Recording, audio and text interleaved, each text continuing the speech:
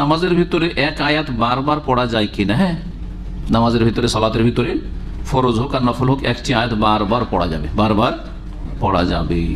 নবী করিম সাল্লাল্লাহু আলাইহি ওয়াসাল্লাম তাহাজ্জুদের সালাতে এক রাতে একটি আয়াত দিয়ে সারা রাত তাহাজ্জুদ পড়েছেন এবং কাঁদতে থেকেছেন।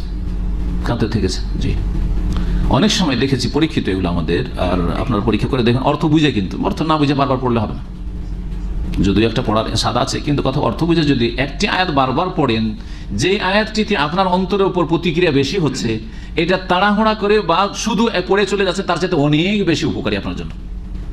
পড়ে চলে যাচ্ছেন, হয়তো অন্তর নরম হচ্ছে না আর কাঁদন আসছে না, কিন্তু একটি আয়াত যদি বারবার পড়েন আর গভীরভাবে তাতে ঢোকার চেষ্টা করেন, অর্থ বোঝার চেষ্টা করেন এবং সেটাকে আপনার মানে যেমন স্মৃতিতে আপনি তাজা করছেন, তাহলে আপনার অন্তর অত্যন্ত নরম হবে, আখিরাতমুখী হবেন। নবী করিম সাল্লাল্লাহু আলাইহি ওয়াসাল্লাম এরকম করেছেন, অনেক সময় করেছেন। জি।